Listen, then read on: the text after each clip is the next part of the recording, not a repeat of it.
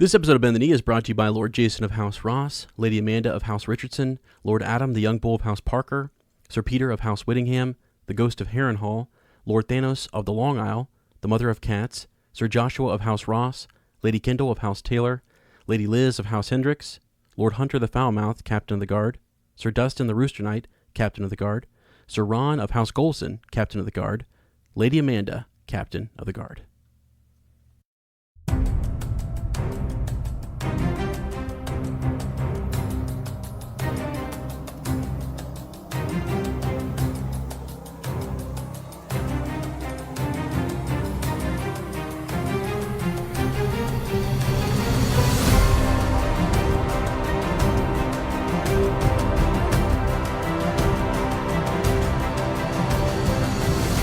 Hello and welcome to Bend the Knee, a Song of Ice and Fire podcast. I am Sir Matt, the Bud Knight.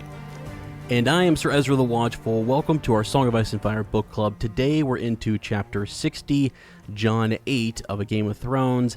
And in the Maester's study, we will be discussing a few Valyrian steel swords.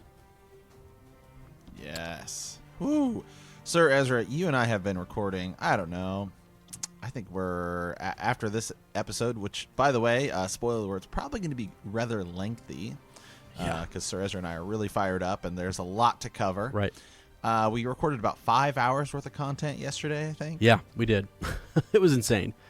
It was awesome. We really got rolling, and we started thinking about just the roadmap to the end of the books, and that can talk about rabbit holes, man. Jeez. So. Yeah. So we recorded Raven's Nest, which was a ton of fun. We had a lot of people on. We recorded a few Patreon episodes. And, just coming in today with John 6. There'll be a lot of talk about Longclaw, some other Valyrian steel swords, ravens, crows, Maester Aemon. There's a lot. There's a lot. Yes, it's fantastic. I've been going absolutely crazy after that Patreon episode that we did. I've been in the Facebook group. If you get in there, you'll see upwards of like, right now I think I'm up to 12 or 13 posts about crows, and then as I'm posting about crows, Sir Matt finds quotes about ravens, and I'm like, oh God, what do I like? Oh no! So I've just been going crazy, and I thought it would end after we did the Patreon episode, but it just keeps getting better. So, Absolutely.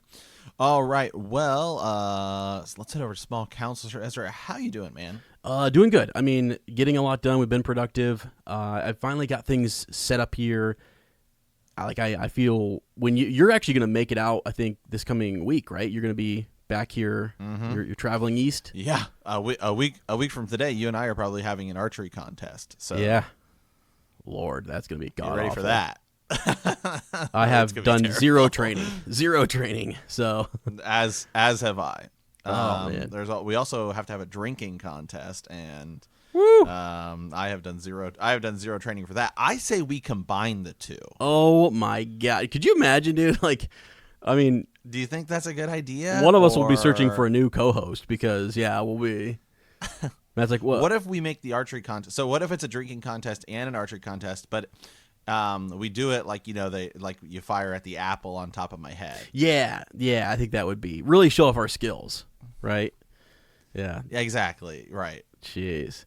That'd be insane. That would be insane. I'm actually a little bit nervous for that. We're the archery, the drinking. Eventually, we've got axe throwing to do too. So, good Lord, it's gonna be. Yeah, we're close to the axe throwing on Patreon. We're like nine people away from having to do an axe throwing contest. But I think that'll be a little bit easier because there's like bars you can go to and stuff now and do it. So. Right. Yeah. This archery thing would just be. It's not like we need to go get equipment. Yeah. We'll just be out in the open, just firing off arrows, up into the air and. Where's it going to land? I don't know. Right. Terrible idea. I don't know. Try and catch it. Yeah. Right, yeah. It's like jarts, like lawn darts. Yeah, you throw it up. Okay, try and catch it. Yeah, Matt's like, go long. Yeah. Pull Ramsey on me. Oh, boy. Gee, many. Yeah, except I know how to zigzag, unlike Rickon. Oh, wow. Terrible. All right. Well, I'll be heading back out to Ohio here this coming week. I fly out on the 3rd, get in the 4th. I know you and I are going to binge watch Stranger Things, and we're going to be hammering out a ton of content. Yes. It's a business trip, so. Yes, it is. Yeah, hammering out some content. getting caught up in things. I think it's gonna be a lot of fun. So I'm looking forward to it. And you're how many days are you out here for? A couple days? Yeah, I'll be there Thursday, Friday, Saturday, Sunday, Monday. I fly back Tuesday. So okay, cool. Dang, imagine how much content we can produce. You know, and it's gonna be a lot. It's gonna be a lot. Yeah, that's awesome. Okay, so all right. Well, should we just dive in? Should we just head right to the Maester study?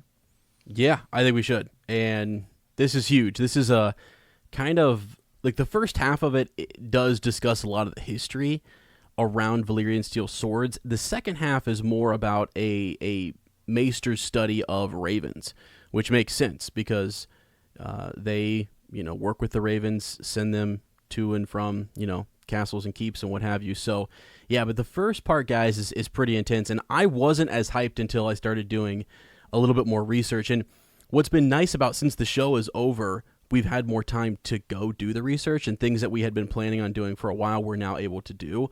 So this is a deep dive into Blackfyre and its whereabouts. So, and it fits in with this chapter perfectly. So, yeah, because there's this episode's going to be slightly different. Normally on the main show we do, we kind of summarize the chapter and then we'll usually conquer somebody's raven. This chapter, however, we have a lot of theories. This is normally stuff we kind of do on Patreon. That's kind of our Green Dream series where we do like these big extended theories.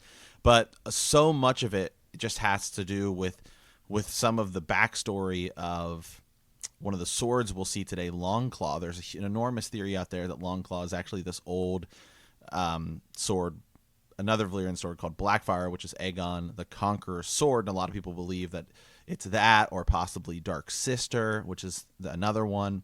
And so we're kind of actually going to start with two of these kind of bigger theories, get to the chapter because it's so much of it's going to be blended, and that's what we're going to be talking about. So this is kind of going to be a little different today, but it's also kind of a preview, kind of what we do on Patreon. So if you think you want to check that out. Yeah. So, Sir Ezra, I say we just dive right in, man. Okay. All right. So let's go over real quickly just Blackfyre. It's this fabled hand and a half long sword. Now, that's the piece that I didn't. We're going to stop right there. It's a hand and a half long sword. It's a Valyrian steel sword, once wielded by Aegon the Conqueror. So the description of it being a hand and a half fits in with the description of Longclaw, correct? Mm-hmm. Yeah. Yep. And they call that a bastard sword, right? It's not a full two-handed long sword. It's a hand and a half long sword.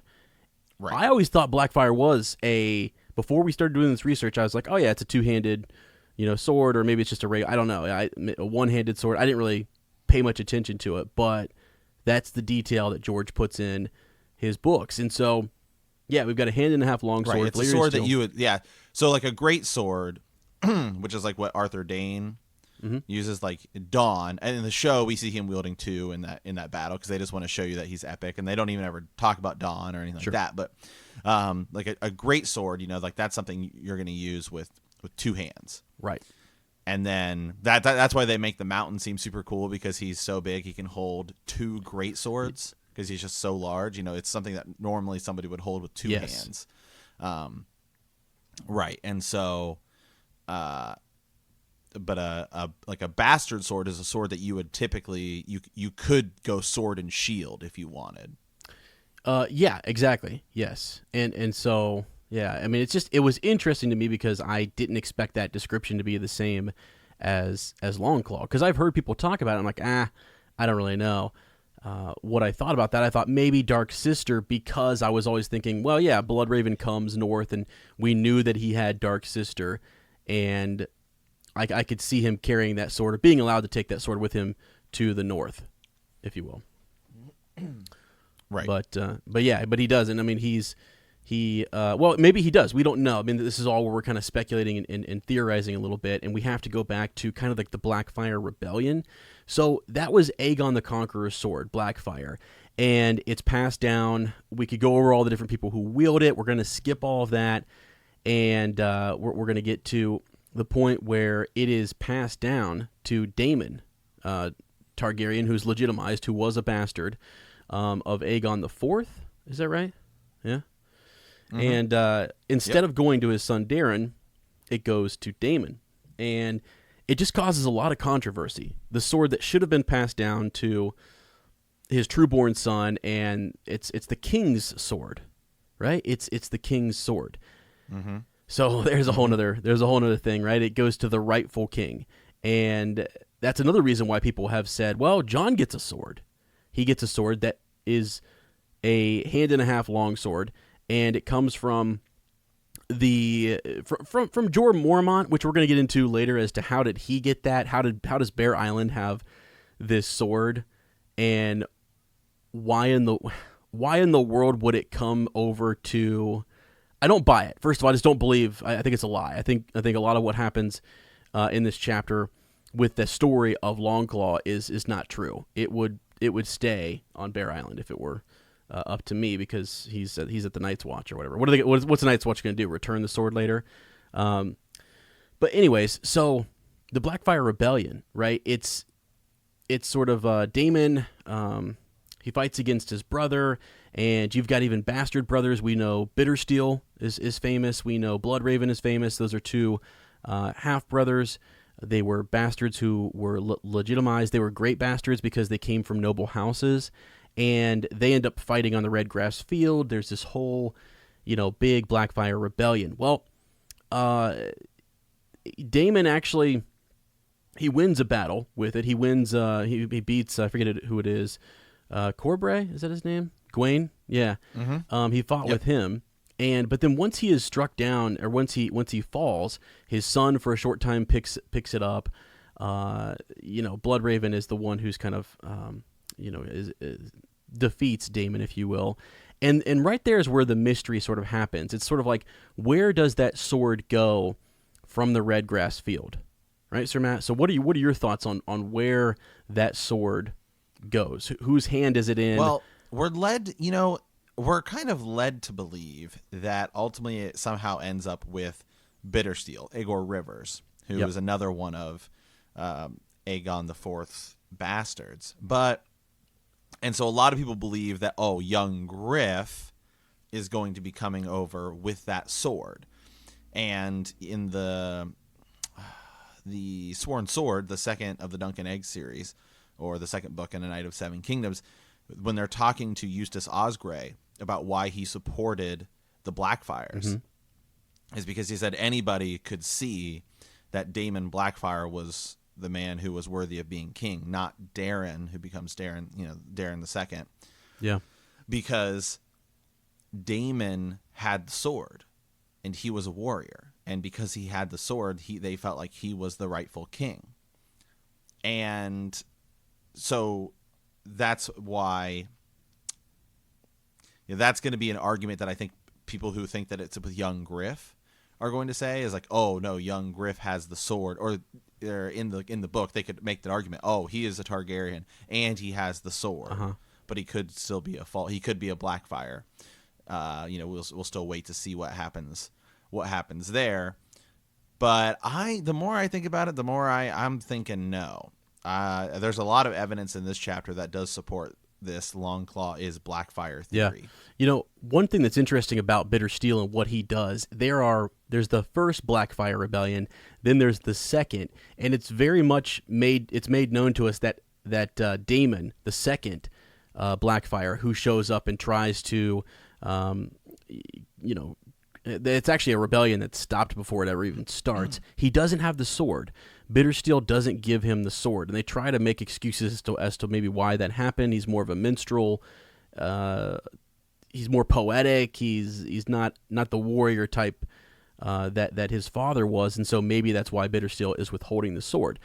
But even in A World of Ice and Fire, when you get into the other Blackfyre rebellions, Blackfyre's never brought up. Bittersteel doesn't. Where's the sword? Why is it not thrust into the hands of some of these other? Why isn't it mentioned? It's just not.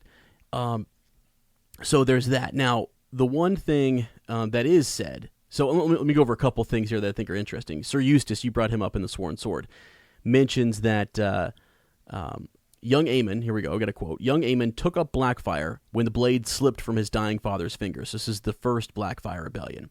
So Bloodraven slew him too, the younger of the twins. If Bloodraven slays the guy who literally just picked up his father's sword, he kills him right there. And it says, and thus perished the black dragon and his sons. And this is someone, Sir Eustace, who said, like, it was there, had a first-person kind of account of what was happening. He fought on the side of the Blackfyres. Well, that sword is laying at Bloodraven's feet. He's just killed Daemon's son. Why wouldn't he take that sword? Well, he knows the importance of it. You're not going to let Blackfyre, the king's sword, just sit there on the red grass field and not pick it up. Now, right. The only thing that goes counter to that is in A World of Ice and Fire. We have a quote here. So, quote, this was followed by Bittersteel's mad charge with Blackfyre in his hand as he attempted to rally Daemon's forces, meeting with Bloodraven in the midst of the charge. A mighty duel ensued, which left Bloodraven blinded in one eye and sent Bittersteel fleeing. Now, here's the thing. I have two thoughts on that.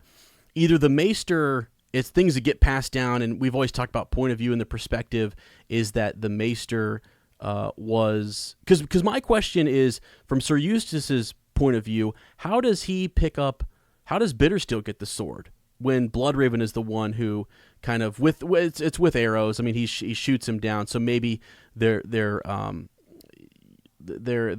far away and they don't pick the sword up. Maybe it's not laying right at his feet, right, Sir Matt? I mean, maybe it's Bittersteel had a chance to mount this charge, picks it up, but eventually he does bring the sword face to face, regardless whether it's through Daemon's younger son or if it's through Bittersteel and his mad charge. Blackfyre eventually gets into a hand-to-hand combat with Bloodraven, and Bittersteel is sent fleeing away. It wouldn't surprise me if right there that's another opportunity where Bloodraven could have had the sword. He could have knocked it out of his hands, the chaos of battle, and he defeats him and picks it up, and he keeps it and hides it and keeps it secret, doesn't tell anyone about it. But then Bittersteel, maybe there's an exchanging of swords at some point. Who knows? I don't know. But I feel like Bittersteel leaves there empty-handed. Otherwise, he would have sent the sword back into the other Blackfyre rebellions, right? I mean, I feel like that's something he would have done. Yeah. So, and as you say, young Griff supporters, to make his claim more legit, Blackfyre will land in his hand. That's what they're going to say, is that the Golden Company has it. Because Bittersteel, when he goes to Essos, he creates the Golden Company.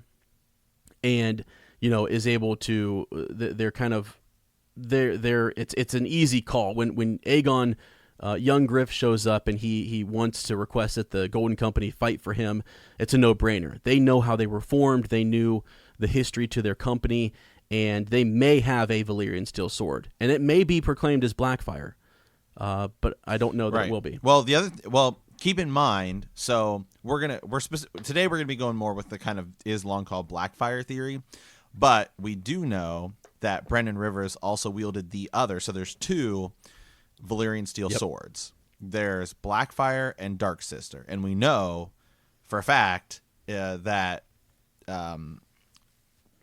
Bloodraven had Dark Sister and took it with him to the wall. Gur has confirmed that when he was asked a question. So there is obviously the possibility that it is also Dark Sister, but a lot of if you look at a lot of other surrounding theories, it seems almost like he probably took Dark Sister with him to the cave. Yeah. Okay. Sure. So then Longclaw couldn't just be Dark Sister, which some people think it's more likely that it's that. Yeah. So there's that one as well. And there are some people who argue that, like, I know that you've said, Gur says that it's there. Before that came out, people were arguing, would you let someone like Bloodraven take a Valyrian steel sword to the wall? And I think, yeah, actually, I don't know that you would, or he could conceal it in some way. He had all of his Raven's teeth, right? They went with him, his archers, right? His renowned archers. They actually decided, they volunteered to go with him, which is nuts.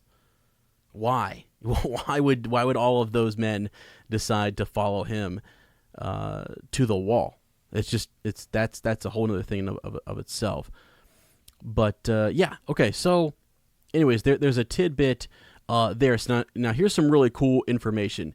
We're gonna we're kind of jumping into mid-chapter here, going back and forth between Maester study and the chapter. But in this chapter, Jor kind of says, he indicates that this Valyrian steel sword has been in their possession. It says, quote, "This is Valyrian steel, my lord," he said wonderingly. His father had let him handle ice enough times that he knew. He knew the look, he knew the feel. "It is," the old bear told him. "It was my father's sword and his father's before him. The Mormonts have carried it for 5 centuries. I wielded it in my day and passed it on to my son when I took the Black." Now, so that sword is it's been in their family for 500 years. And what's interesting is that House Stark, which is a way bigger deal, a much bigger, they are the regents. They were the kings of the North, right? Catelyn said, she mentions here in A Game of Thrones, Catelyn 1, had no love for swords, but she could not deny that ice had its own beauty. It had been forged in Valyria before the doom had come to the old freehold. When the ironsmiths had worked their metal with spells as well as hammers, 400 years old it was, and as sharp as the day it was forged. So the sword that the Mormonts say they have is older than ice, and they've had it longer than the Starks. That I think is curious. Sir Matt, what do you think? Mm-hmm.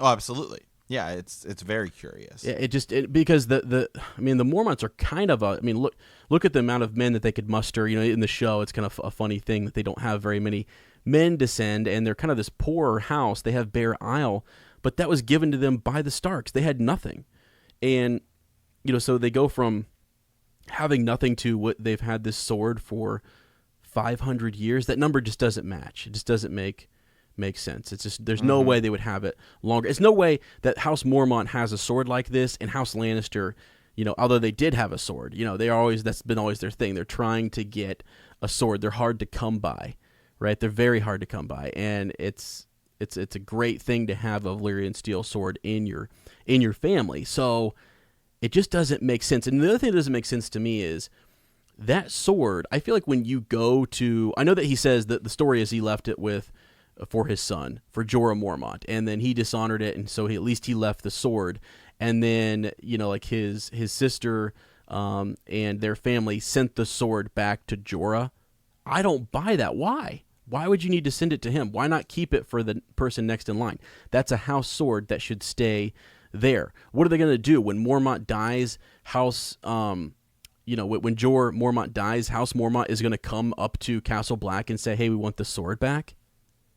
Maybe he makes some request to say, "Yeah, send this back to my house." He had, according to him, he had put it away and had forgotten about it until the fire happens and Jon saves him in the fire.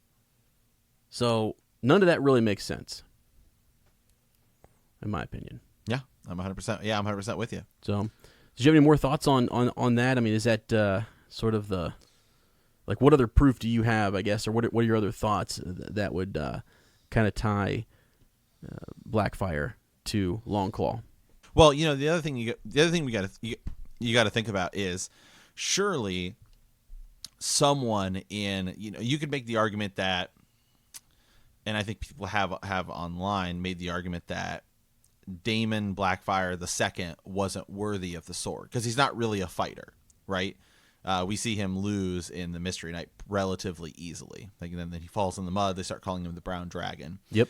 And so he's just not really a warrior. So you could make the argument that Aegor Rivers, Bittersteel, is like, well, I'm not giving you the sword because you're not worthy of it. But there are clearly people we see that come after, like Meleys the Monstrous. Yeah. Who, the description we get of him is that he's a really good warrior and it takes Barristan Selmy to kill him.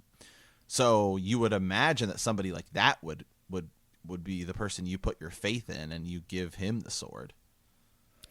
Yeah, you would think so. And I think that the other thing too is when Aegor Rivers doesn't come over in the second rebellion, it's sort of like, why isn't he there helping? Is this a Daemon who's off doing his own thing? Is he just trying to secretly gather forces there, and then Bittersteel's going to follow him later?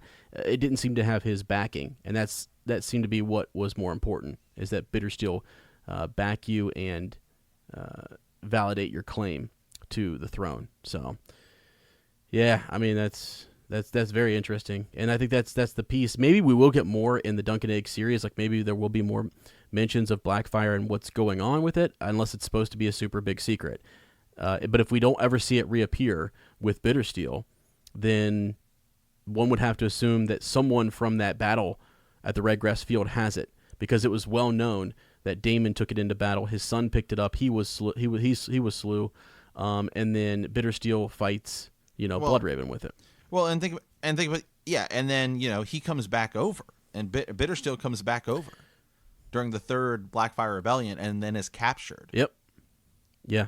He was captured. So you would imagine that he would probably be using the sword. Yeah, you would think, unless he stashed it. I mean, it's just not a sword you leave laying around. You know what I mean? You'd have to really leave it in good hands. We don't even really know where they're, because he goes back over to Essos and then comes back to Westeros to fight in the third Blackfyre Rebellion where he's captured. And do you think I don't see him just being like, well, I'm gonna go fight this war that I believe we're gonna take over the Seven Kingdoms and leave this ancestral sword of my house here. Yeah, and so during that third, what is it Hagon Blackfyre? That's who he's supporting, right? Yep. Yeah, he's the fourth son of Daemon. Blackfyre was the heir to his older brother Daemon II, and it looks like there's no. Let's see, he was slain treacherously. And I can't imagine that when he gets released, because he gets captured, and then they're going to send him to the wall. Yep. Right. And I can't imagine they would send him to the wall with a Valyrian steel sword. Well, yeah, that's the other thing that people mention with Bloodraven, though, too, is that people can't imagine that they would send him to the wall with a Valyrian steel sword. Yeah, but the difference is the only difference is that it's Egg who sends Bloodraven to the wall, because he, what he does is kind of questionable.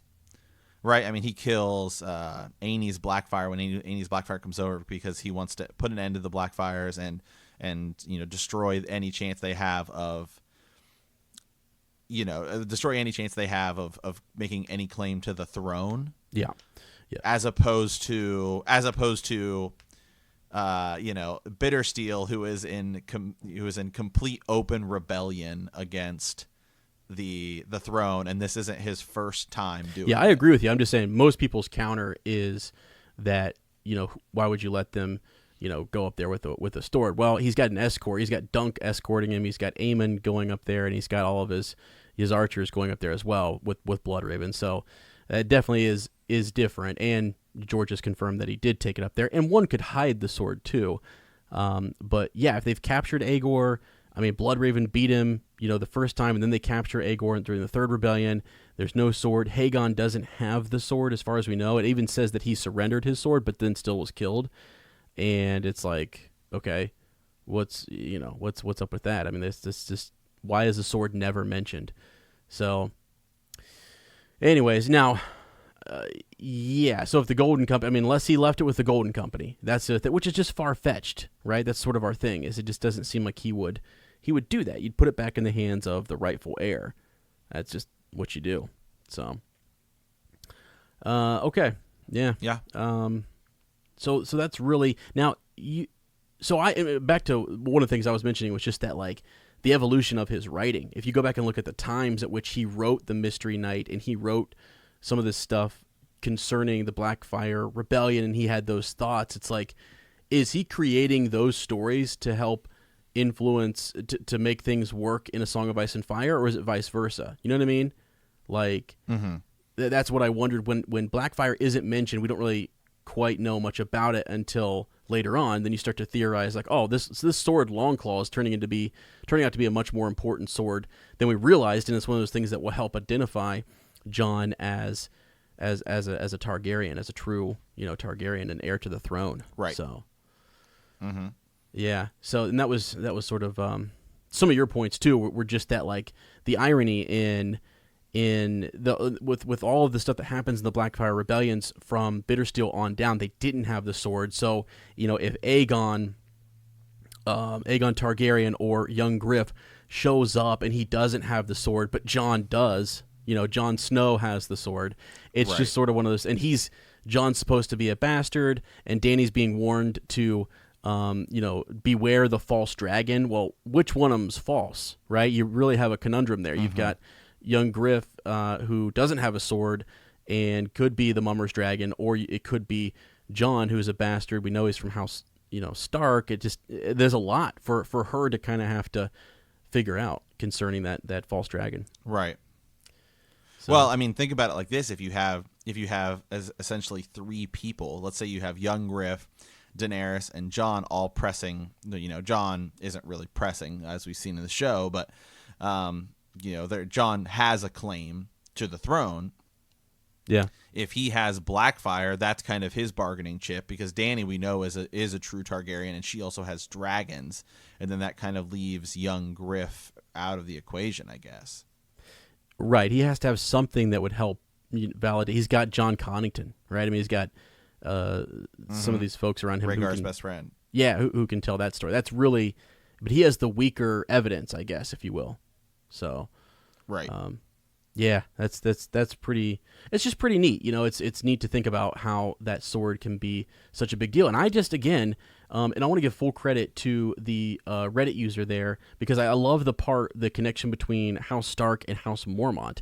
So that's JTD1776 is the guy. That was one of his first posts too. He typed this up some 4 years ago.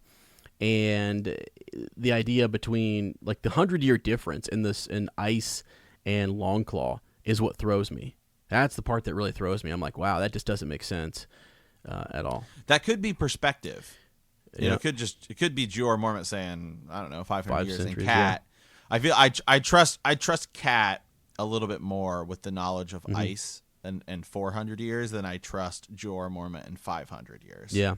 Yeah. And now it's not that like I wouldn't argue, Blackfyre could be 500 years old. I don't know how old it is. It's a Targaryen sword that's been passed down. It's the one that Aegon the Conqueror had. So, it was probably forged in Valyria, all that good stuff.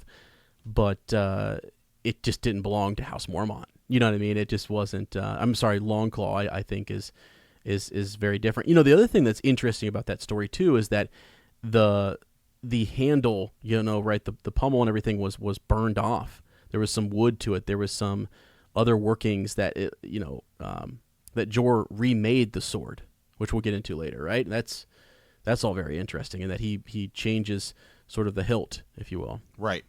Yeah, and so the nature of the sword changes. Yeah. Yes.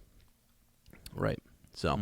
All right. Well, hey, speaking of Jeor Mormont, I think we have another kind of longer thing we want to cover here about his raven, Sir Ezra. Yeah, we do. And so I've been really interested in Mormont's raven. This is a Reddit post from Dan NY Track, Dan New York Track, I think. And so this was one that's been quoted in different articles, and so full credit to him. It's been passed around quite a bit, but there's some interesting stuff here. So, okay, here I'm just going to go ahead through and read this one. A post from yesterday was discussing Mormont's raven. I stated that the raven is actually being warged by Bloodrave. And this is something you've mentioned, Sir Matt. We've talked about Longclaw before. We've talked about Bloodrave influencing things through Mormont's raven. I think what's neat is when you find people either in the Facebook group, or people have sent us theories as well, or you go to Reddit and you find something that kind of backs up what you and I have been thinking. That's the cool part, is we're all kind of seeing the same thing here, and it's neat to uncover these clues. So anyways, I went to collect some quotes that might back this theory up, and I got a little out of control, so I decided to start a new post. I understand that these quotes can be interpreted in multiple ways, but this is the way that I read them. If we go ahead and assume R plus L equals J, which probably is the most safe assumption we can make, then we can see why Bloodrave would lead Jon through the Raven. We know Bloodrave is a staunch Targaryen loyalist. He protected the dynasty from threats on multiple occasions and even slew his own brother to do so. As the last Greenseer, it is quite possible that he is aware of Jon's Targaryen blood and therefore has a vested interest in Jon's fate. Also, we know that Bloodrave is vested in Bran's future. Additionally, the Raven can obviously mimic words it hears, but pay close attention to the key words it chooses to mimic. Furthermore, at times the raven says words that were not spoken at all. Now that's interesting. When the raven starts going off script and brings up his own words, you're like, holy crap, what is that raven saying? And as Jor will say later in this chapter, it's nonsense. He kind of brushes it off, right? I am assuming that Bloodraven is determined to destroy the others.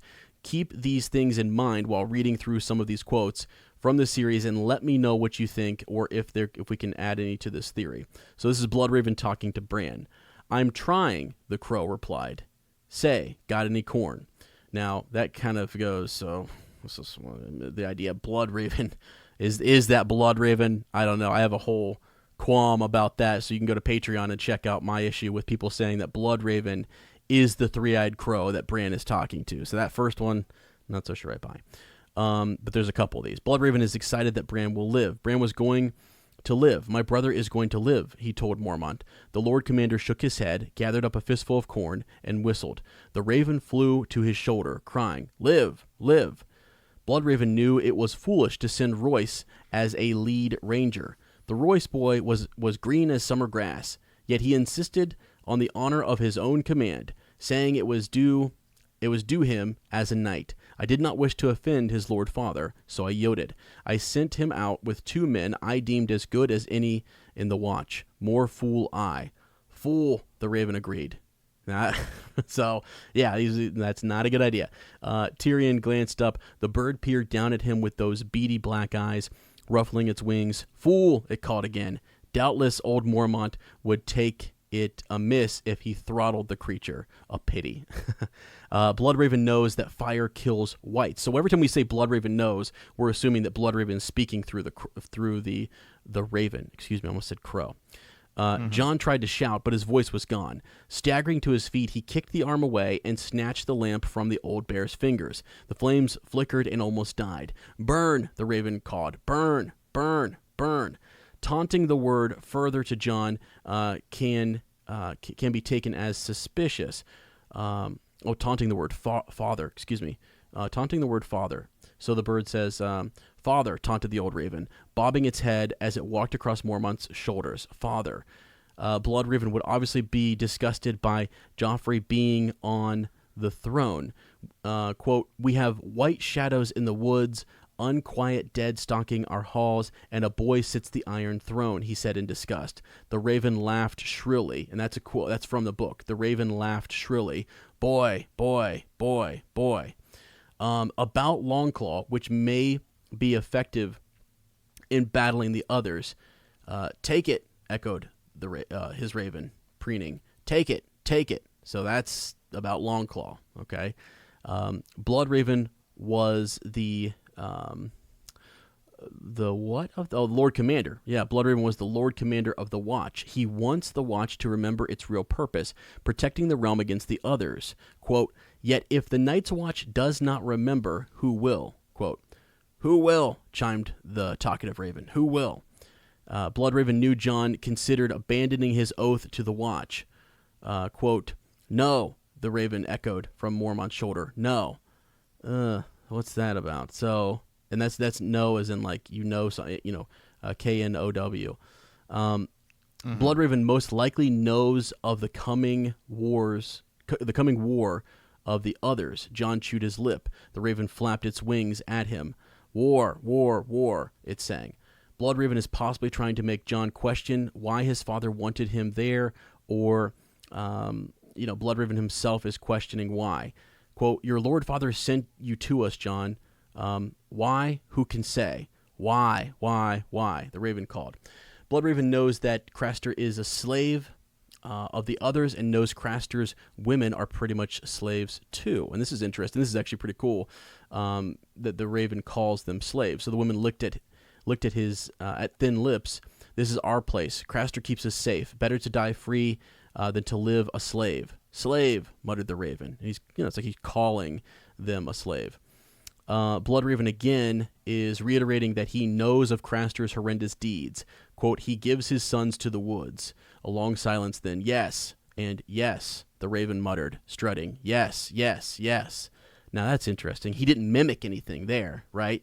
So the raven is just confirming that, yes, he does give his son his sons to the woods. So what is that all about? This is directly before the slaughter at the fist of the first men. He says, "Die!" screamed Mormont's raven, flapping its black wings. "Die, die, die!" Maybe saying that to the others, perhaps.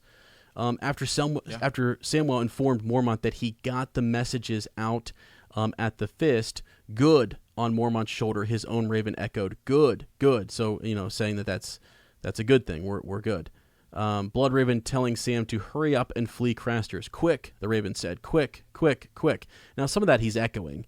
But I'm going to come to something here in a little bit that's gonna, hopefully blow people's mind. Bloodrave choosing Jon for Lord Commander. So the kettle was in the corner by it was this big black pot-bellied thing with two huge handles and a heavy lid. Maester Aemon said a word to Sam and Clytus, and they went and grabbed the handles. This is when they're choosing the new Lord Commander. A few of the brothers were already queuing up by the token barrels as Clytus took the lid off and almost dropped it on his foot. With a raucous scream and a clap of wings, a huge raven burst out of the kettle. It flapped upward, seeking the rafters perhaps, or a window to make an escape, but there were no rafters in the vault nor windows either. The raven was trapped. Calling loudly, it circled the hall once, twice, 3 times, and Jon heard Samwell shout, "I know that bird. That's Lord Mormont's raven." The raven landed on the table nearest Jon. "Snow," it cawed.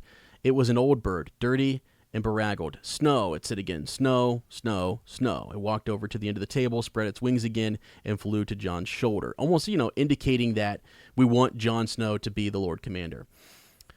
Okay, so there's a couple more here, and then we're done. It's just sort of Bloodrave possibly foreshadowing Jon's death. "Death," said the raven. It was one of the bird's favorite words. "Death. I'm dead, dead, dead." There's evidence that the raven tries to warn Jon about some of the betrayal that will happen to him at Castle Black. Bloodrave telling Sam to obey Jon's commands to become a maester. It could be theorized that Bloodrave knows Samwell has a role to play in doing such things because he says obey. Bloodrave is constantly talking to Jon through the raven. Now, some of this might sound tinfoil to people because, a lot of times, the raven is either just mimicking what someone said, but some of these you'd have to go look, and he's not just mimicking, he's actually coming up with his own word. And it just comes out of the blue, and you almost get lulled into thinking, well, he probably was just repeating what somebody else said, but not necessarily. So there's that. Okay, here we go. Last one. On multiple occasions, Jon awakens from a prophetic dream with the raven on his chest. It can be assumed that Bloodrave is influencing / speaking to him through dreams. And quote here, and woke with a raven pecking at his chest. "Snow," the bird cried. Jon swatted at it. The raven shrieked in displeasure and flapped up to a bedpost to glare down balefully at him through the pre-dawn gloom. So, yeah. So there's that. When he's having those dreams, that raven is right there. And then here we go. One more. Let's see. He rose and dressed in darkness as Mormont's raven muttered across the room. "Corn," the bird said, "and king, and snow. Jon Snow, Jon Snow." That was queer. The bird had never said his full name before, as best Jon could recall.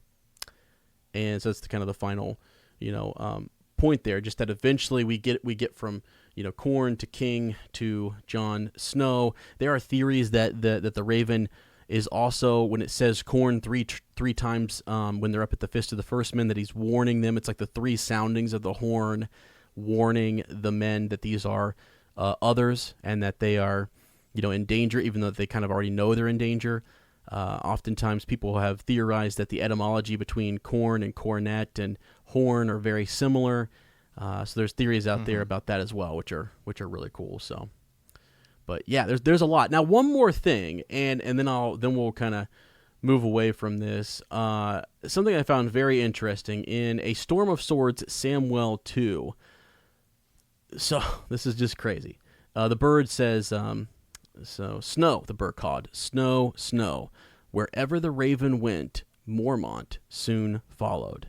It doesn't say wherever Mormont went, the raven soon followed. It was like wherever the raven went, Mormont soon followed, as if the raven knows where Mormont's going to go. And it's just it's one of those things that I think George weaves in there, just a subtle thing that the Raven is leading Mormont, and that the Raven is Bloodraven and is communicating with him in some way. Even maybe it's more direct or more explicit than we realize, Sir Matt, but it's something that it's just from our perspective, from Jon's point of view, maybe Mormont's having secret conversations, with this Raven, full on conversations with him and getting confirmations, like a yes/no conversation with the Raven. I don't know, but pretty cool stuff, I think. So there's just a couple things, because in this chapter we want to discuss Longclaw. We've got the connection between Mormont's Raven and Bloodraven. Just it's too much for us not to mention once, because we're gonna have a lot of this conversation throughout the whole series. We've got years of this left to kind of talk about all these little, quotes and nuggets that we find in the chapters. Mm-hmm. Yeah, I mean, this is a huge chapter. Mm-hmm. There's a lot of different theories. I have something else that we're going to get to that I think is total foreshadowing to the way the show ended. Yeah. So yeah. I mean, there's a lot of foreshadowing and in this chapter. So yeah, absolutely. Okay, well, I think that's it. I mean, it's again kind of a long, different Maester, study, but we have some of our own thoughts mixed in there with some stuff from Reddit, and just thought it was worth discussing. Yeah. So, all right, well, let's head to the reread, and we can actually get to this chapter, and we're going to be coming back to both the things that you discussed and the thing that I kind of discussed here. But this week we are into Jon chapter 8. Jon is presented with the Valyrian steel longsword by Longclaw, by Lord Commander Jeor Mormont. Jon attempts to refuse, but the commander insists. Later, Jon gets a message that Maester Aemon wants to see him.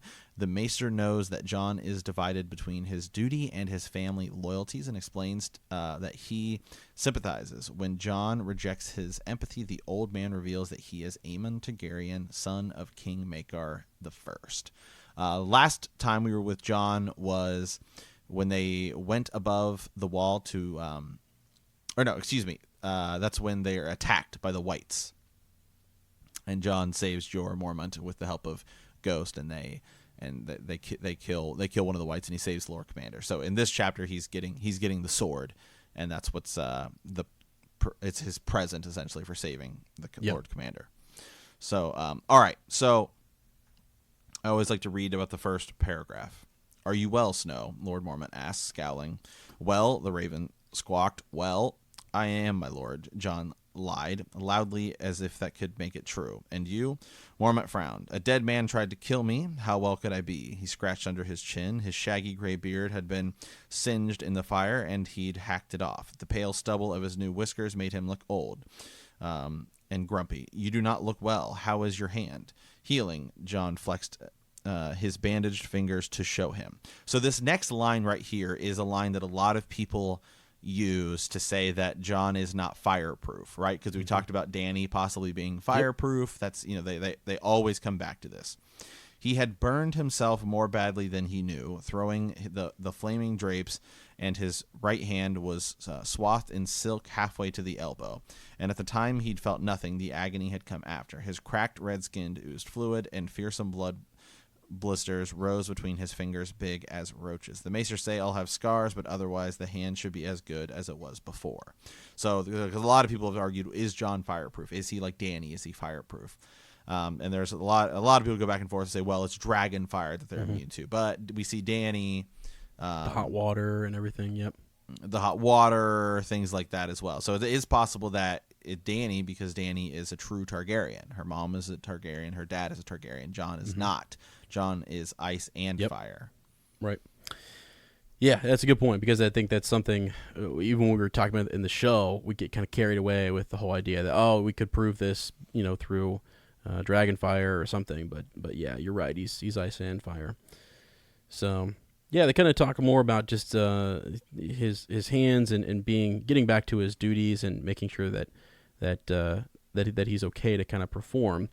And So again, a lot of those quotes that I read too about the raven are in this chapter. The mocking of father. He starts to think about his father a lot in this chapter, and I think that's interesting. We have almost like a father figure right in front of him in Jorah Mormont, and the raven mocking him, taunting, and it says, taunted the old raven, father, taunted, bobbing its head as it walked across Mormont's shoulder, father. So he had hoped for some word of his father, and then later on he's thinking about the gift that Mormont will give him, and it's like he's trying to remember that this is not my father. Although it's a fatherly gesture, and it was once his sons, Jorah, it was his sons, according to Mormont. It now would come to him, but then there's also the whole bit that Eddard is not his father. If we go off of R+I=J, so yeah, there is the one line I like, but right before we get to some of that, grief and noise. Mormont grumbled. That's all they're good for, ravens. Yeah, I do. I like that line. And I think grief and noise. I mean, grief. What's with that? So grief because he's getting grievous news, or is that just dismissing some of what this raven may say, or what have you? Because Maester Aemon, there's just too much attention given to the raven. It's later on Maester Aemon gives a lot of attention to it being a special bird, and then Mormont's dismissing what it's saying here. So it's definitely a raven that's being skin changed into, or is being influenced, or what have you. And it's later on, we've talked about it a couple weeks ago in A Dance of Dragons, that's the first thing Bran realizes, that when he's inside of another raven, that there are others in there as well, other children of the forest, past beings, whose spirit or essence is still there. So, yeah. Then he's telling him a little bit of news. He tells him about Sir Barristan Selmy, right, and how he was removed from the Kingsguard, and that's where we get that line. The fools sent some watchmen to seize him, but he slew 2 of them and escaped. So, with no sword, he is still able to kill 2 people. So he clearly must have taken a sword from one of those guys and killed him. So yeah, because he's a badass. Yeah, exactly. There's no stopping Sir Barristan Selmy. So, okay. So, and they were hoping the reason they bring that up is that he was hoping that Sir Barristan is someone who he had some hope in. The old bear felt like that's someone who would maybe listen, who was on the council, that could help out. Now that he's no longer there, he thinks Pycelle is just sort of like not giving any attention to the ravens that Maester Aemon sent. They're trying to get help. They're trying to warn people. They've taken the hand. We'll find out here in a little bit that Alistair Thorne has been sent away, and he's actually eventually going to be on a quest down to King's Landing to try to persuade people that we've got some serious crap going on up here. Okay, we've got this hand that's moving around, and it's animated, if you will. So, okay, let's move on here a little bit. With some of the stuff with the raven, and we get into the giving of the blade. So, the raven. Let me just read some of this, and.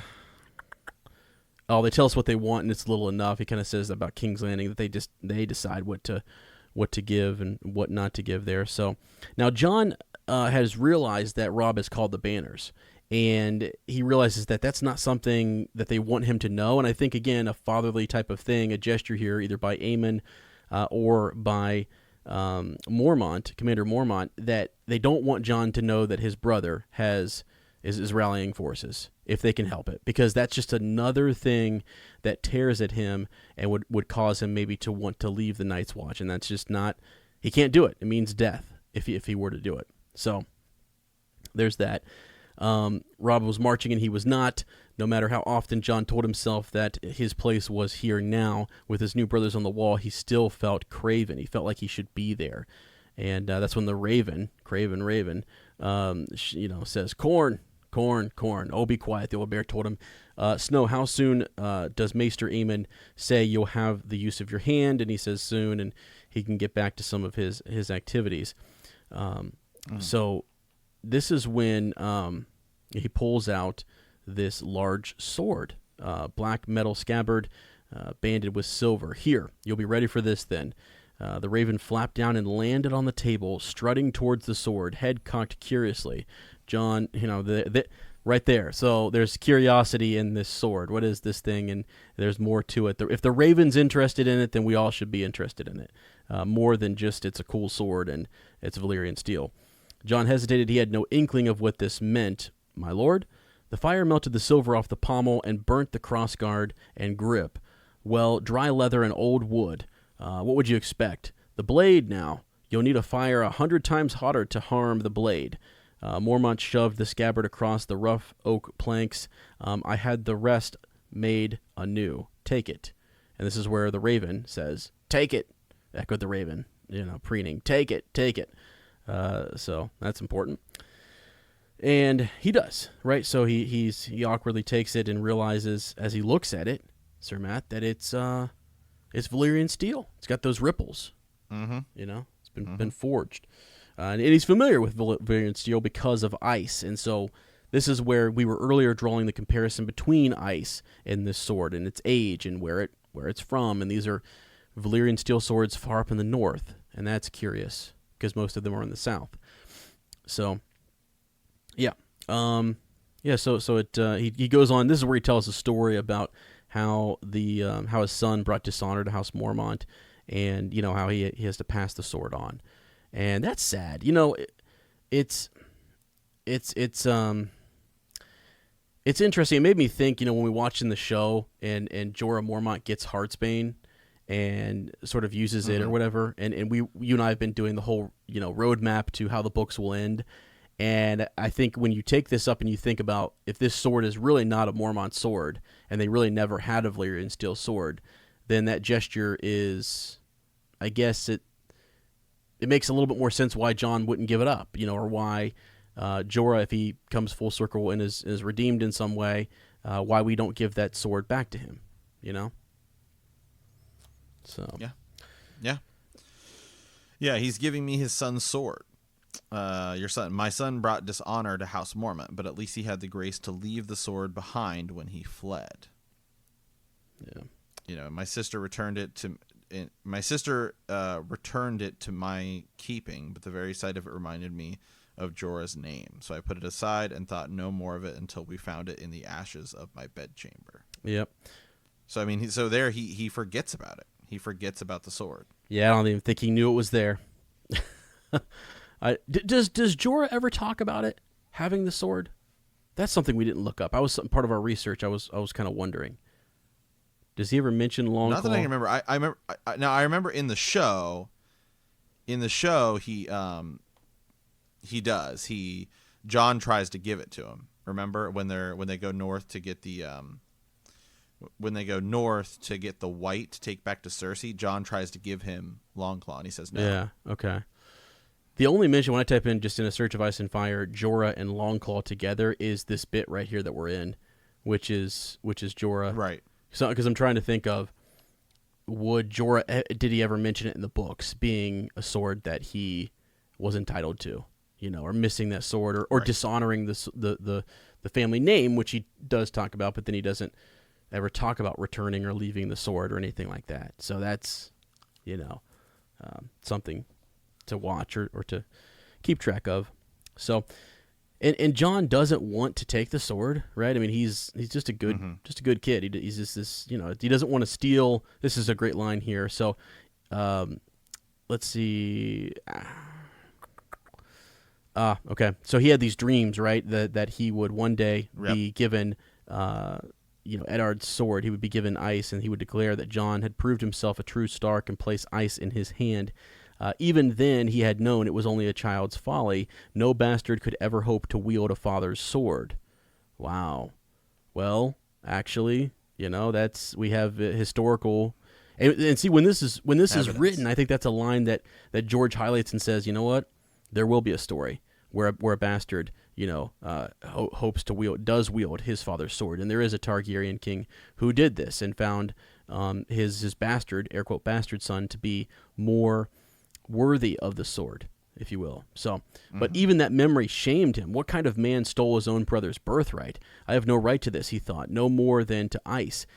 He twitched his burning fingers, feeling a throb of pain under his skin. My lord, you honor me, but, and this is where Mormont won't have it. He's not going to take any butts from him. He's, it's yours. He's like, very insistent that he will have it. And it's it's just really interesting. It's I almost wonder too if we think that Bloodraven is sort of seeing events and understanding what's going to happen, is he orchestrating in any way the discovery of this sword? And then with the Raven kind of orchestrating Jor to kind of give it to him because Jon wins this, beats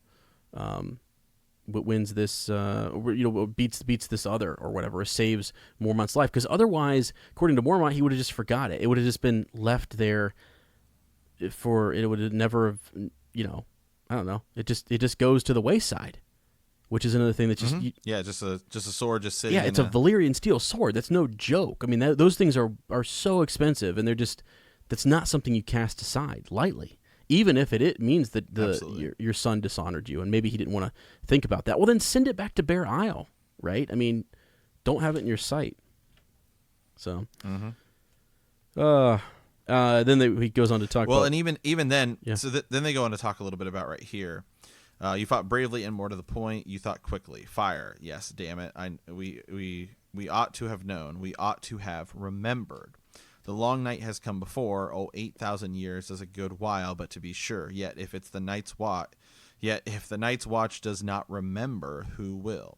Who will? Chimed the talkative Raven. Who will? Yep. He's asking that question. I mean, Bloodraven will remember, right? He's gonna let everybody know. Yeah. So okay, they they talk about the power of fire and how it drove out what they call a demonic force that had moved Azor to kind of animate him and strike. So and they're remembering now to burn the dead, right? That's important as we move forward. Make sure you burn the corpses. So yeah. Right. Mormont talking about he calls the sword a small payment for a life. Yeah, he says, "Take it. I'll hear no more of it. Is that understood?" "Yes, my lord." And this is where I get into. I kind of mentioned that he has the thoughts about his father and really how we've already kind of discussed that. Just like it doesn't feel. The thought leapt unbidden to his mind. Lord Eddard Stark is my father, even though this felt like a fatherly gesture in a sense. So, yeah.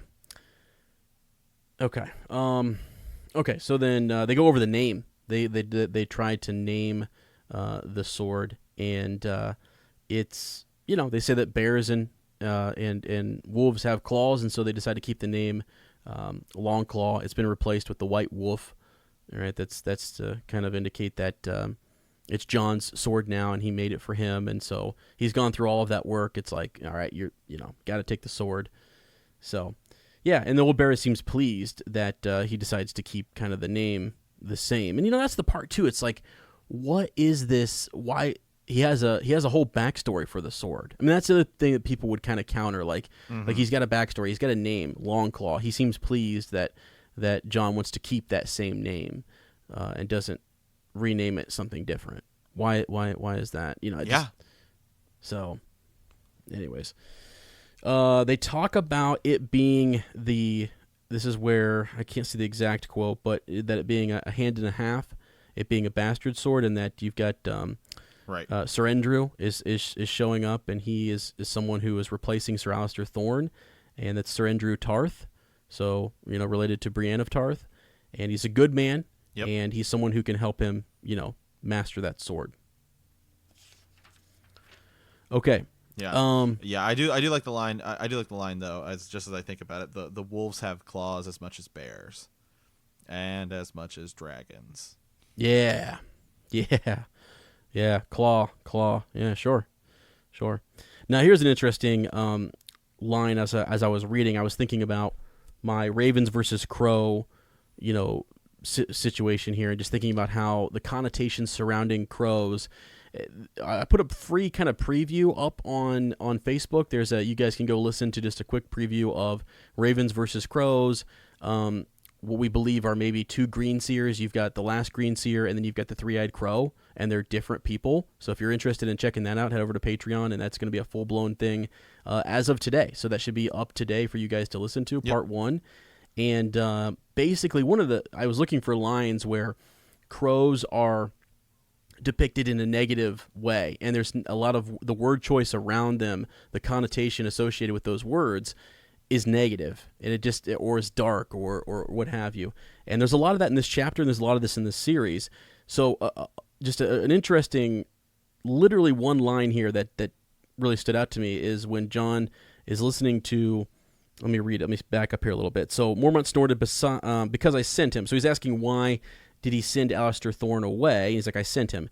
He's bringing the hand your ghost tore off the end of Jafer Flower's wrist. I have commanded him to take ship to King's Landing and lay it before this boy king. That should get young Joffrey's attention, I'd think. And Sir Alistair's a knight, highborn, anointed, with old friends at court, altogether harder to ignore than a glorified crow.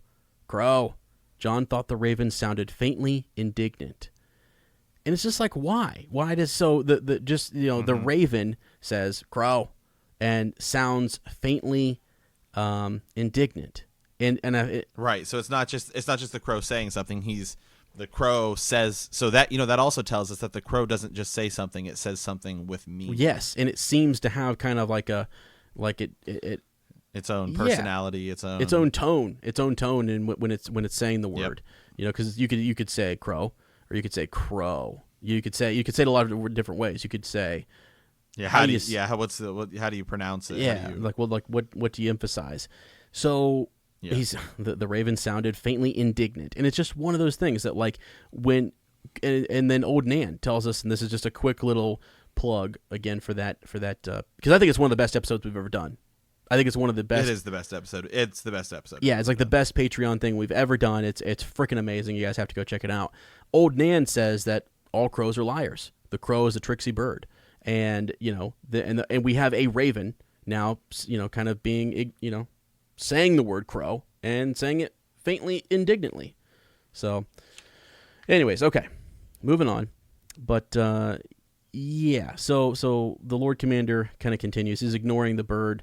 And its protest, and he also says it puts 1,000 leagues between you and him, and kind of talking about some of the issues that Jon and Sir Alistair Thorne had. So this next bit is really, I don't know that you want to. It depends on how much you want to spend time on this. It's really once he leaves the Lord Commander that his friends are. I don't really have. His friends are just pumped. Yeah, right. It's almost like the same way it goes down in the show. I mean, where it's just all his friends come over and they're just looking at it, and it's Valyrian steel, and everyone's having, everyone's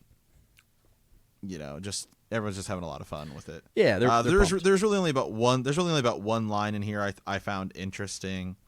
Of course, once when Winds of Winter comes back, there'll probably be a bunch of lines in here that are all super important, just as there will be with every other chapter. We'll have to go back and reanalyze everything. Mm-hmm. But Toad says, I heard of a man who had a razor made of Valyrian steel. He cut his head off trying to shave.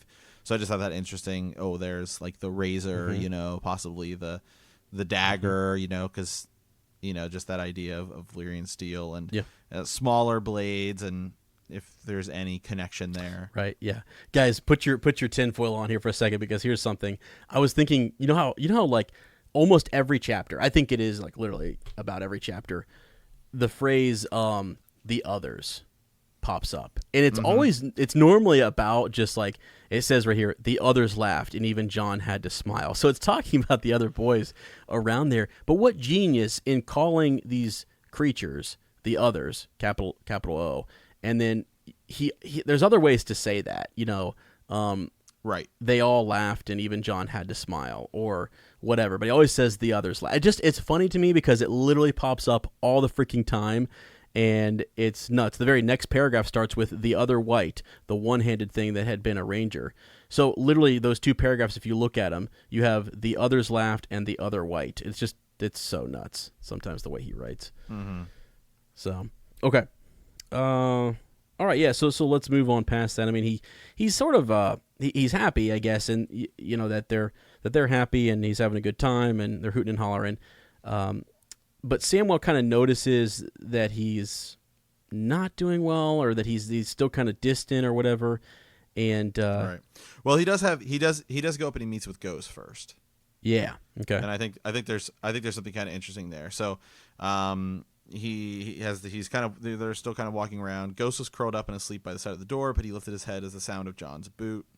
The dire wolf's red eyes were darker than garnets and wiser than men. Jon knelt, scratched his ear, and showed him the pommel of the sword. Look, it's you. Ghost sniffed at the carved stone likeness and tried a lick. Jon smiled. You're the one who deserves an honor, he told the wolf, and suddenly he found himself remembering how he'd found him that day in the late summer snow. They had been riding off with the other pups, but Jon had heard a noise and turned back, and there he was, white fur, almost invisible against the drifts. He was all alone, and he thought, apart from the others in the litter, he was different, so they drove him out. Jiminy Christmas. And it's just one, it's how some of these little paragraphs are just buried, because then it's in the middle. So, you're just thinking about, okay, he sees Ghost, and then he goes and then immediately is when Jon, his head looked up Sam. So it's a paragraph that you almost wouldn't even need. You wouldn't even need this thing. It could just he went over, scratched his ear, and then Sam walks in. But It's here. This is a this is what we talk about with Gurr's writing, is he spent one paragraph explaining his relationship with Ghost. It doesn't necessarily need to be in there. You could easily just have him. You could just stop with the direwolf's red eye. I mean, you could even get rid of that if you wanted, and you would, and the story would still be the same. But he specifically spends the time telling us about Jon thinking back to when he found Ghost, and why that's important is because he was different. Yeah, well, and if you tie it into the whole Bloodraven thing and everything, and that there's a sending, as you have said, a sending of the direwolves, getting the direwolf south of the wall or whatever, and then having it come across the Stark children, and then now he has the sword, and he's presenting the sword. It's all the pieces kind of, coming together. When you listen to the theory that we have on Patreon, and you talk about the three-eyed crow working with Euron Greyjoy and having him gather artifacts and things that they need, it's like this Green Seer, the last Green Seer, is sending the Starks things that they will need: a wolf, a sword, and other things. So this is the beginning of that, and it's freaking impressive. So yeah, you're right. I mean, he doesn't need to even say things like when he talks about. He says that his eyes were wiser than men. There's why? How? I mean, how is he? So it makes you trust Ghost, and you want to keep Ghost near, and he's a super important character.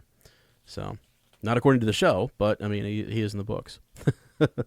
Right. I'm just kidding. Okay, Jon. He looked up. Samwell stood, rocking nervously on his heels. Jon stood. What is it? Do you want to see the sword? If the others had known, no doubt Sam did too. The fat boy shook his head. He's actually there to kind of summon him to see Maester Aemon. And he's like, he briefly mentions Heartsbane. Lord Randall let me hold it a few times. It always scared him. It's a beautiful sword. So we get the first mention of Heartsbane here, and that it will probably go to Dickon, now that Sam is gone. So, but Maester Aemon wants to see him, and this is the second big part, right, to this chapter, is the conversation that he has here. He found Maester Aemon up in the rookery feeding the ravens. Clytus was with him carrying a bucket of chopped meat as they shuffled from cage to cage. Sam said, "You wanted me." The Maester nodded. "I did indeed." And he gives Clytus, Clytus gave Jon the bucket, and kind of, I think he dismisses Clytus, if you will, and they're tossing meat into the cage for the birds to kind of eat. So the ravens are eating this meat, this flesh.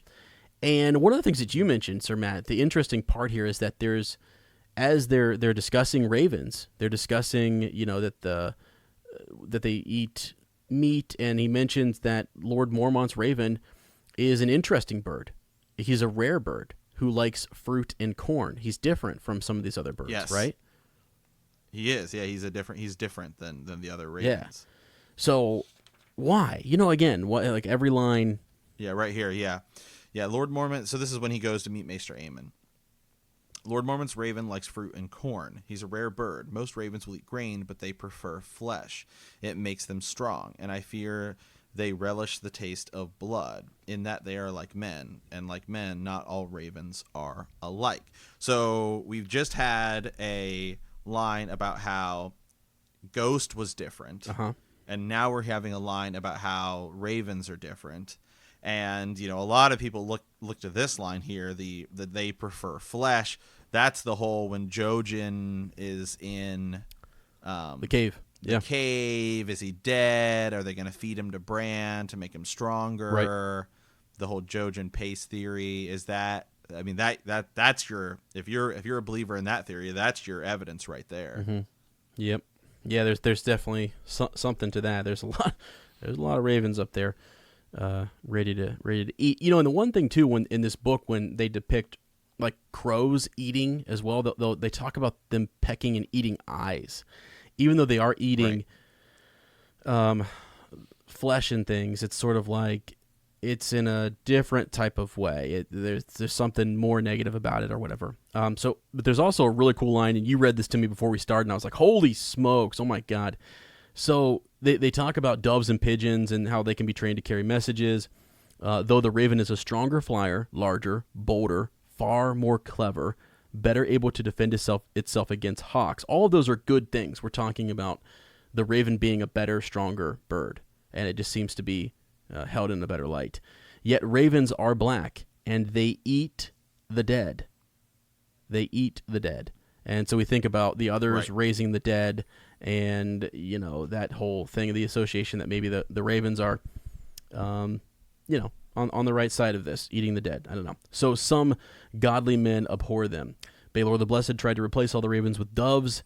Did you know? The maester turned his white eyes on Jon, smiling. The Night's Watch prefers ravens. The Night's Watch prefers ravens, even though they're called crows, right? So it's just so twisted. So now another thing that Maester Aemon says here is that the crow is the raven's poor cousin. They are both beggars in black, hated and misunderstood. So the crow is just, it's not as good as the raven, even though they are similar, and people have mentioned like, well, they're similar. They do both eat flesh, and they do kind of look the same and things. There's differences, and the differences are important, and they're subtle, but this is a nod to that, is that pay attention because there is a difference, and it's significant in this story. Mm-hmm. So, yeah, okay, yeah, and so then talk about the Night's Watch, like it, and then this is where they start talking about. Then they kind of switch the subject here. Jon wished he understood what they were talking about and why. Why did he care about ravens and doves? Jon, did you ever wonder why the men of the Night's Watch take no wives and father no children? And he basically says, so they will not love, the old man answered. For love is the bane of honor, the death of duty. Then the old man seemed to sense his doubts. Tell me, Jon, if the day should ever come when your Lord Father must need choose between honor on one hand and those he loves on the other, what should he do? And that's a tie-in to how Lord Eddard ultimately dies. But I think that there's something interesting here, too. He says, Jon thinks he fathered a bastard. Where was the honor in that? And your mother, what of his duty to her? He will not even say her name. Well, he would do whatever was right, he said ringingly, to make up his hesitation no matter what. A few more lines down. We are only human, and the gods have fashioned us for love. That is our great glory and our great tragedy. Then they go on to talk about Black Heron, right, and how he was somebody, he had to sit by and wait. They kept their pledge. When Aegon slew back Black Heron and claimed his kingdom, Heron's brother was Lord Commander on the Wall. With 10,000 swords to hand, he did not march. In the days when the 7 kingdoms were 7 kingdoms, not a generation passed that 3 or 4 of them were at war. The Watch took no part. When the Andals crossed the narrow sea and swept away the kingdoms of the first men, the sons of the fallen kings held true to their vows and remained at their posts. So it has always been, for years beyond counting. Such is the price of honor. A craven can be as brave as any man when there is nothing to fear, and we all do our duty when there is no cost to it. How easy it seems then to walk the path of honor. Yet soon or late in every man's life come a day when it is not easy, a day when he must choose. And that is something that I think they were trying to show in the TV show. That Jon's decision to kill Dany was so difficult because he does love her. Yes. He's conflicted for a lot of reasons because you have Sam telling him, she's wrong. You have Tyrion, you have Sansa, you have everyone telling him he's wrong, but he does love her. And they just obviously the execution wasn't as great, not on the actors, just because of the final season's so short, and they just couldn't cram everything in that they whatever. They may have chosen not to. Yeah. We'll go with that. But if it does go down the same way in the books, I mean, this is a line you can refer to. This right here. It's not easy, and he has to choose about loving her and possibly honor, protecting the realm, which is the right thing, which is ultimately the right thing to do. And I think that's what they were trying to show in the TV show, that decision of killing Dany and why it was so difficult for Jon. But, in the event, if you're somebody who hated the final season and you just hate the story, something I've talked about, it's not necessarily the story, it's the way it's told to us, here's some context, which immediately to me makes the way that decision a little bit better. Yeah, it does.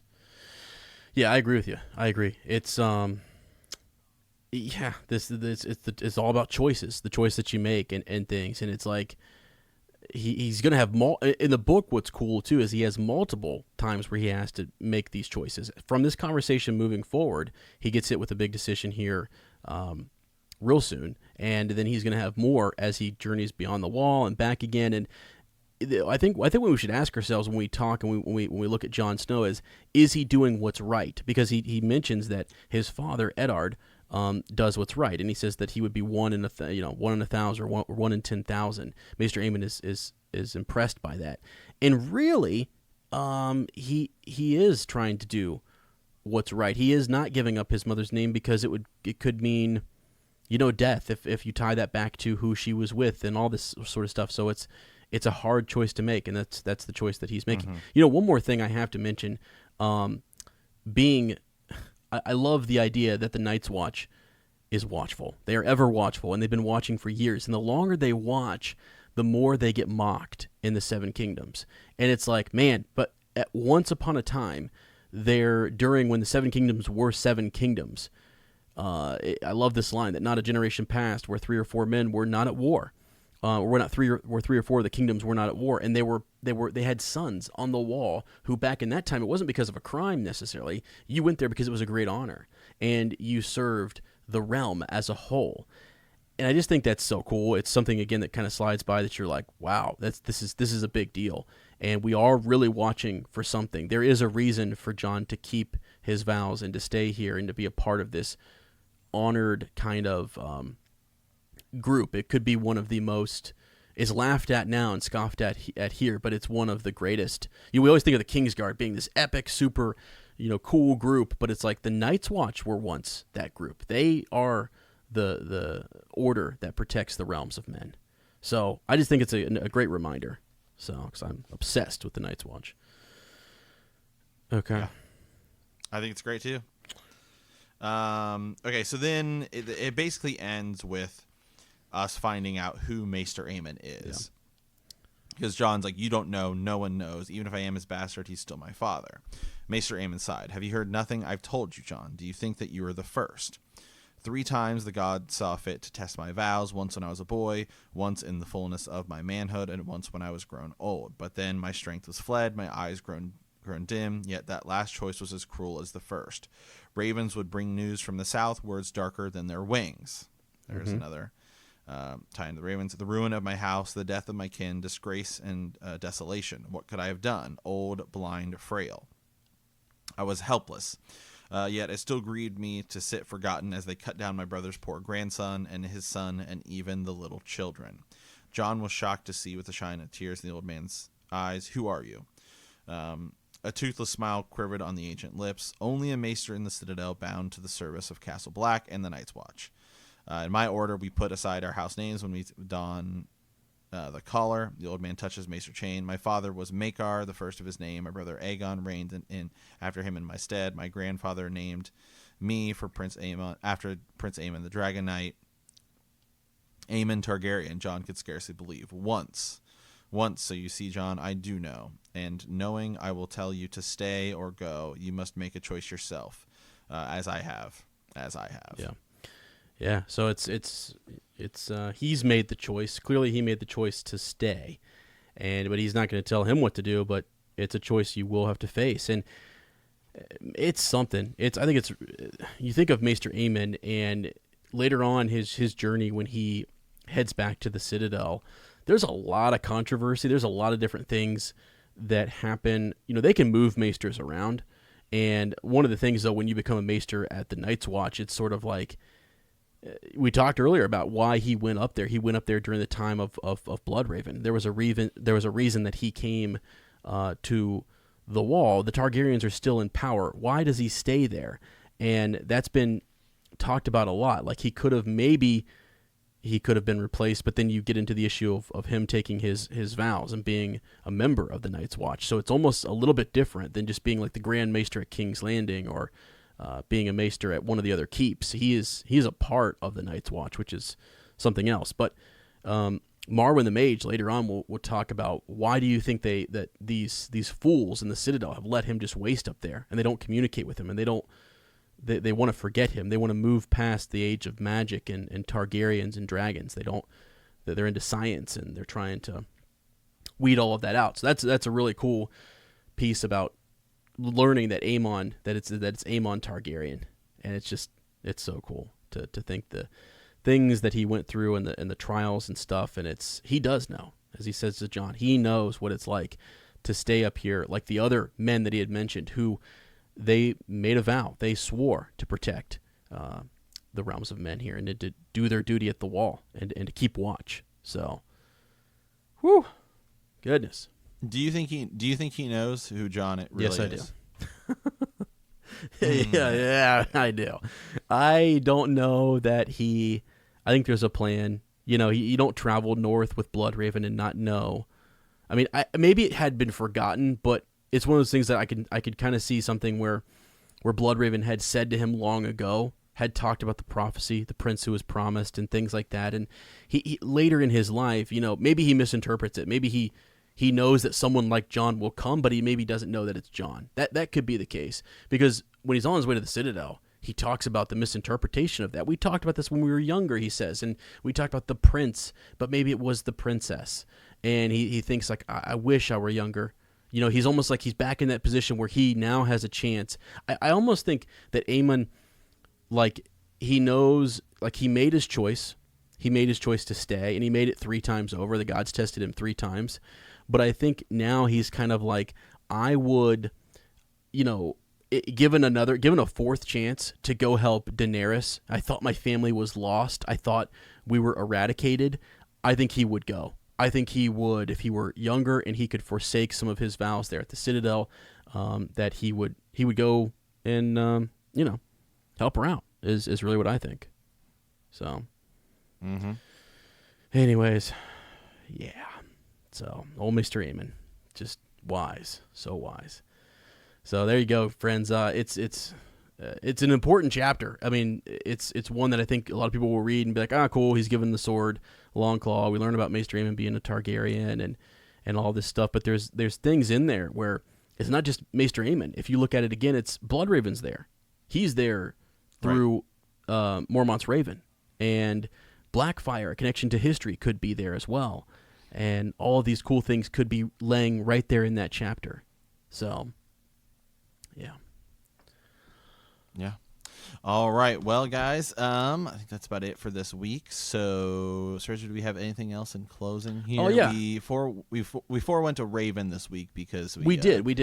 Yeah, and I just want to, so I have a couple teasers so when we go to Man the Wall here, I just want to go ahead and I'll insert a couple teasers for folks to listen to just of the Patreon episodes that we have going on, because I think some folks kind of wonder what those are like. So we queued up a couple, like the first one's about 3 minutes, the second one's about 1 to 2, and I'll just go ahead and play those for you guys right now and take a listen. A great point here, though, we're wondering about what the last Green Seer, what Bloodraven, how would that person appear in dreams? Would it be a 3-eyed crow or not? And so we're trying to figure out, okay, well, why doesn't he appear as a dragon? Why doesn't he appear as a werewood? Well, maybe he does appear as a werewood. Melisandre actually When she looks into her fires, into her flames, she sees, quote, a wooden face, corpse white. Was this the enemy? 1,000 red eyes floating in the rising flame. He sees me. Beside him, a boy with a wolf's face threw back his head and howled. So she sees a wooden face and corpse white. That's what she sees when she's looking at what I believe is Bloodraven. So if Bloodraven isn't the three-eyed crow, but Bloodraven has been trying to reach Bran in dreams multiple times, then Bran should have dreamed of a weirwood tree multiple times. I dream of a tree sometimes, a weirwood, like the one in the Godswood. It calls to me. The wolf dreams are better. So he's having a lot of different dreams. He has wolf dreams. He's got a dream where a weirwood tree, is calling out to him, and he's got a dream that's really, it's haunting him. So we've got dreams about weirwoods. We have a dream about a three-eyed crow. So do we have a dream where the three-eyed crow and the last green seer are there together? And it just so happens that we do. This is something I brought up in one of our Patreon episodes, and I was right on the tip of getting to this point in that episode, but we cut off, and I told everybody I would come back to it. So he does have a dream, and this is again in A Clash of Kings. So on this night, he dreamed of the weirwood. It was looking at him with its deep red eyes, calling to him with its twisted wooden mouth, and from its pale branches the three-eyed crow came flapping, pecking at his face and crying his name in a voice as sharp as swords. Now, the only thing what I see there, if you start to kind of buy, this is the quote. This is stop everything. If you weren't really paying attention before, this is it. If you buy into the idea that the last green seer, Brendan Rivers, Bloodraven, is separate from the three-eyed crow, then right here is where you would want to prove that. The weirwood represents the last green seer, and it was looking at him with deep red eyes again. There's that connection to Brendan Rivers, and it's calling to him with its twisted wooden mouth. So it's actually calling. It's actually speaking. It's a living thing. It's animated, and it's reaching out. But then from its pale branches, the three-eyed crow gets in the way, and it pecks at his face. It's crying his name, a voice as sharp as swords, almost like it's distracting him from the from the weirwood. And it make you go back to the idea that the nightmares seem to have more effect on a child than the weirwood dreams. Because I can tell your mind is just spinning right now, and you're writing notes down about what the possibilities are with John Connington and moving forward and all that stuff, and Ariana Martell and coming up to meet him, the pact between Dorne and all that stuff. You know what? This is also starting to make me think on the if the ending is exactly the same, and John does have to go north of the wall. Yeah. What if Val's there? Right. The John-Dany relationship might not happen. I'm really starting to think it's when would they meet?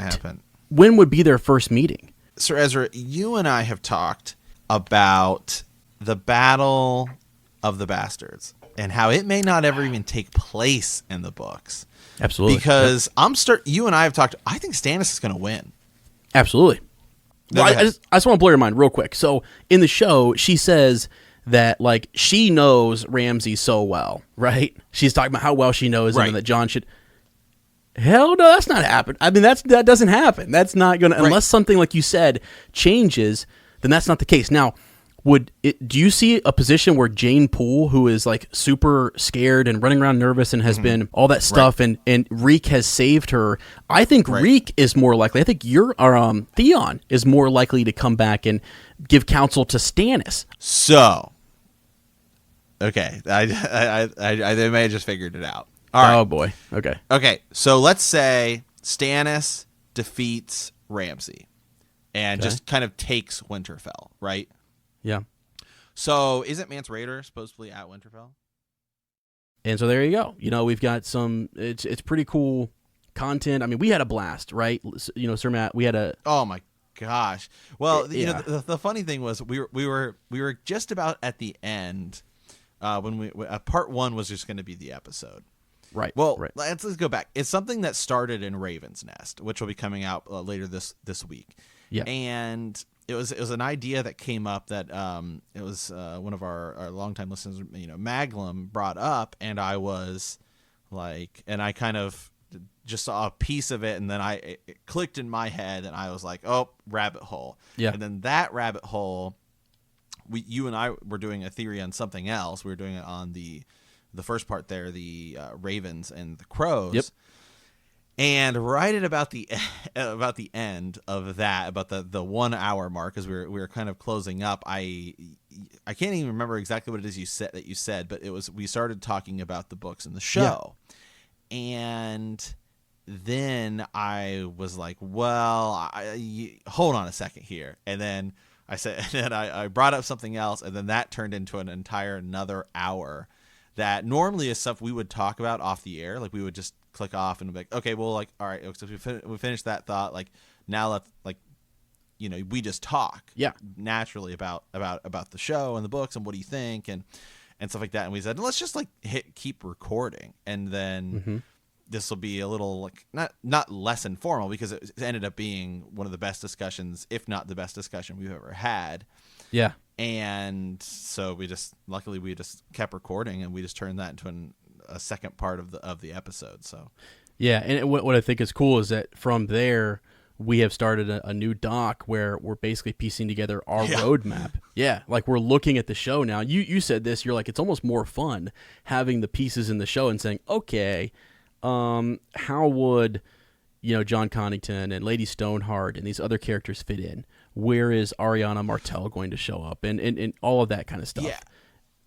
Because when you do it the other way around, like when you watch when a movie comes out or something that is that's based on a book, and you're like thinking, okay, what are they going to keep? What are they going to cut out? Right. Because there's obviously a lot to cut out. Well, now it's possible that we have a handful of points that we know the story's going to get to, but it's so much bigger that it's like, how are we ever going to hit these points? Right, exactly. Because you have to go the opposite way. I mean, you still have to cut down and trim down, but we just talked about things. And we talked a little bit. Another kind of teaser for it is we talked about, so for Jon to have to kill Daenerys and Bran to sit the throne, and a big part of it was the Ramsay Bolton stuff. How does the Battle of Bastards even happen in the books? Because Sansa's nowhere close to where she was in the show at this point in the books. So we've got to somehow get her from here to here, because there's an entire different character filling her role that happened in the show than there is in the books. So how are we going to get there? And that's some of the stuff we started talking about last night. Yeah.